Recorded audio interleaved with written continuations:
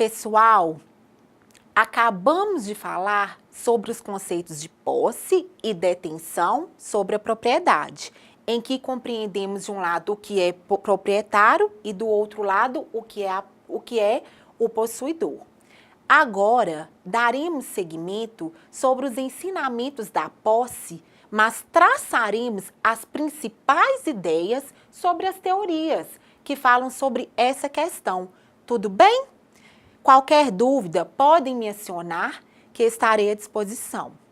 Bom, ao passo que estamos vendo a relevância sobre a posse, é necessário indagarmos as ideias principais de duas grandes teorias brasileiras que tentam justificar a ideia da posse.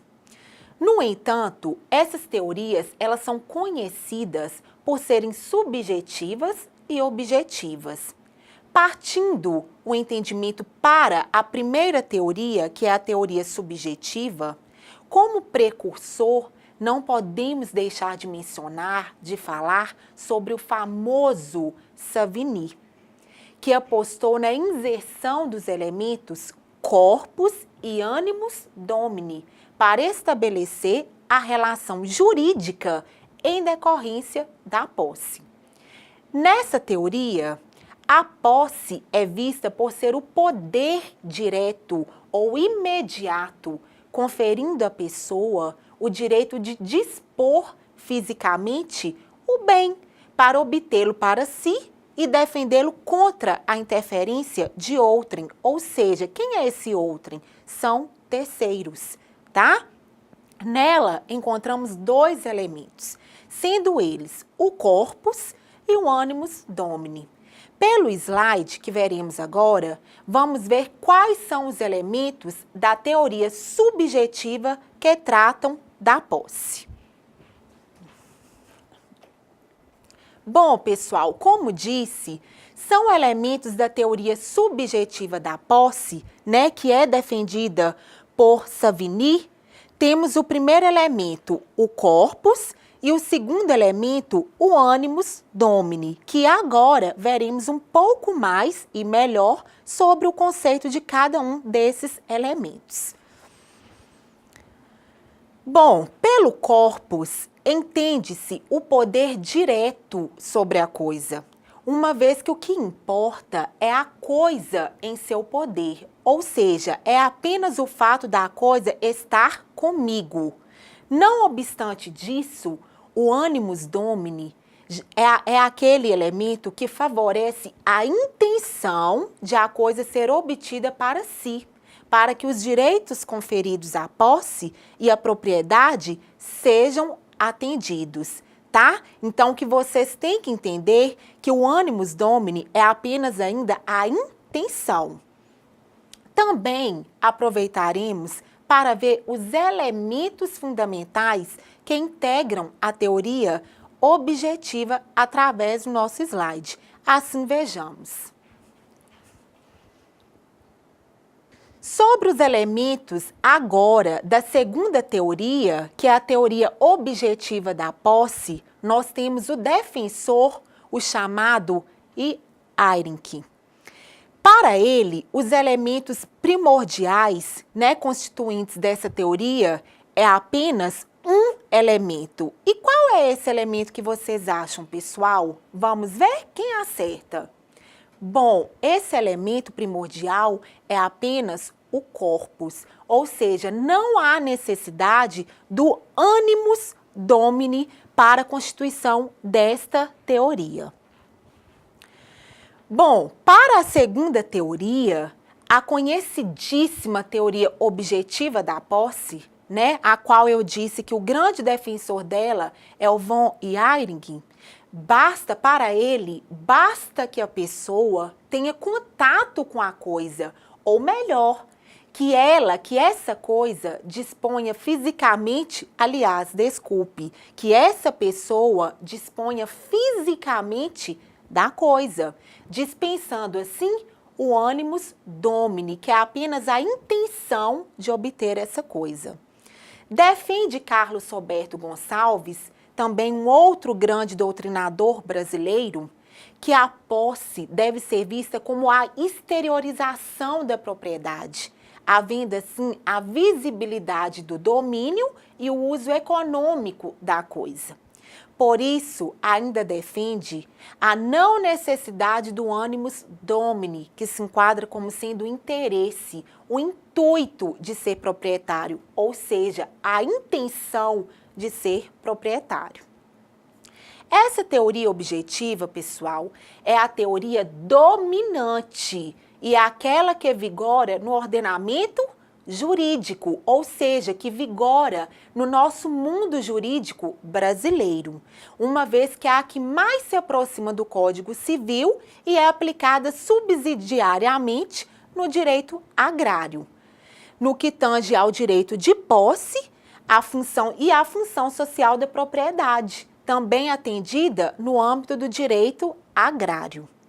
Enfim, pessoal, nesse contexto, acabamos de analisar as teorias praticantes e dominantes na nossa legislação pátria, que trata da posse. Dando continuidade para os principais apontamentos sobre a posse, veremos agora as suas principais diferenças, a sua natureza jurídica, espécies e o conceito sobre o Instituto da Detenção. Vamos lá então, caros cursistas, queridos alunos. Primeiramente, vocês sabem quais são as diferenças entre o Instituto da Posse e o Instituto da Detenção? Para entendermos as distinções significativas entre ambos, vamos ver o slide que traça os principais pontos divergentes. Bom, pessoal, agora nós estamos indo para a diferença, tratarmos sobre as distinções entre posse e a detenção, deixando um pouco de lado sobre as teorias que se aplicam à posse. Então, vamos lá. Sobre a posse, o que devemos saber? Que na posse há o direito de fato. Também o indivíduo age como se dono fosse. Há, além disso, a conexão do elemento corpus e do elemento ânimos, que fazem parte de qual teoria mesmo, pessoal? A subjetiva ou a objetiva? E aí? Ah, claro que nós sabemos, né, gente, que o corpus e o ânimos fazem parte da teoria o quê? Objetiva. Então, a posse se enquadra aí. Além disso, um outro elemento importante que está dentro da posse é ele não ser cabível a atos de mera tolerância ou permissão e aqueles advindos do uso de violência ou clandestinidade, tá? O que enseja aí processo judicial, algumas ações possessórias, fazendo com que o proprietário consiga reaver de volta a sua propriedade. Se ele conseguir, né, claro, alegar, provar que a pessoa se utilizou da posse da sua propriedade através do quê? De atos advindos da violência ou clandestinidade. E, por fim, sobre uma característica da posse, é que o possuidor exerce o poder de fato em nome de interesse próprio, ok? Bom, indo para a detenção agora, o que vocês têm que saber é que sobre a detenção recai o direito de conservação sobre a coisa. Nela, o indivíduo não possui direito sobre a coisa e nem se comporta como se fosse dono, o que já acontece na posse, né? Em que o indivíduo ele se comporta como se dono fosse. Já na detenção, não. Na detenção, não há ânimos, mas somente corpos. Isso significa que qual teoria, pessoal, está prevalecendo dentro da detenção? Vocês acham que é a teoria objetiva ou subjetiva do direito? Claro que é o quê? A teoria subjetiva, porque não tem o ânimos, eles dispensam esse requisito.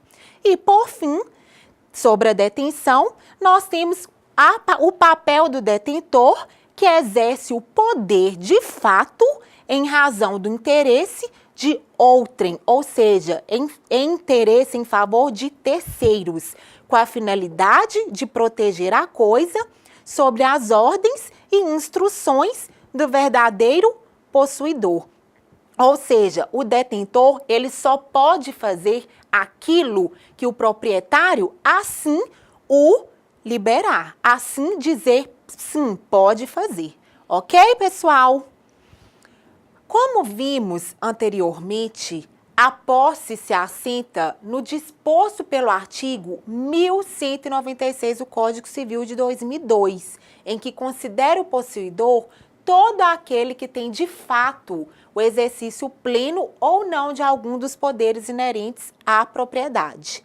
Ou seja, o possuidor, ele exerce o direito sobre a coisa, como se dono fosse, exercendo seu direito de fato apoiado no jus possessionis, como eu disse através dos slides.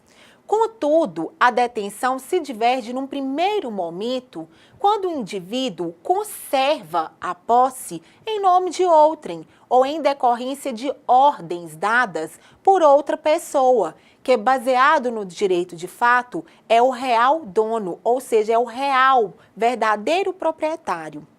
Mister, pessoal, lembrar que a detenção, ela encontra arrimo, ou seja, ela encontra amparo nos artigos 1198 e 1208 do Código Civil de 2002, uma vez que em sua conjuntura proclamam o seguinte: de acordo com o artigo 1198 do Código Civil, detentor é aquele que, achando-se em relação de dependência para com outra pessoa, ela conserva e garante a posse em nome do real proprietário.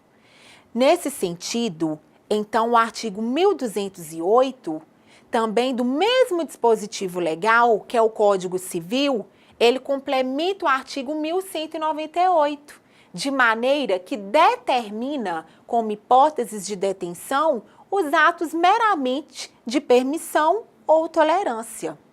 A detenção, portanto, ela pode ser vista como um ato de subordinação, em que uma pessoa cuida, conserva, tutela, protege uma coisa em prol de outrem, ou seja, em defesa de outra pessoa, que se vincula nessa relação existencial como dono ou possuidor do bem. Interessante saber, de acordo com a Jornada de Direito Civil do ano de 2007, que é uma novidade, que ficou acordado que o detentor pode proporcionar a defesa da posse alheia por intervenção da força para manter ou substituir a posse do possuidor, que é aquele que instrui, auxilia como a posse deve ser conservada. Para ficar claro o que é detenção, é só lembrarmos de exemplos como o caso do zelador de um edifício ou de um condomínio residencial ou comercial, o próprio caseiro, o diretor de uma instituição de ensino, dentre outros, nos quais seus objetivos é apenas resguardar, proteger a propriedade de qualquer ato atentatório, seguindo instruções e ordens do principal interessado, que é o proprietário. E como diz Carlos Roberto Gonçalves, mais uma vez, esses servidores de que dispõem dos atos de detenção não têm posse sobre a coisa, sobre a propriedade, e não são assistidos ao direito de invocar em seu próprio nome a proteção possessória, justamente por serem chamados de fâmulos da posse, que embora não tenham o direito de invocar em seu nome essa proteção possessória, por outro lado, já lhes cabem exercer a autoproteção do possuidor, assim atribuindo ao próprio possuidor segurança e eficácia no serviço prestado, uma vez que a ele é dado essa confiança, esse dever, ou seja, essa atribuição. E para encerrarmos, então, sobre os principais conceitos e características da posse, distinções entre posse e detenção, É interessante sabermos que constituem modalidades da posse, a posse direta e indireta, a posse de boa-fé e de má-fé, a posse justa, injusta e a composse. Então, prezados cursistas, queridos alunos, finalizamos o estudo proposto sobre a posse e detenção. Foi um prazer e aguardo vocês no AVA para podermos conversar mais sobre esse vasto tema apresentado nessa unidade, tá? Participem dos fóruns, levando dúvidas e sugestões. Espero por vocês lá. Um grande abraço.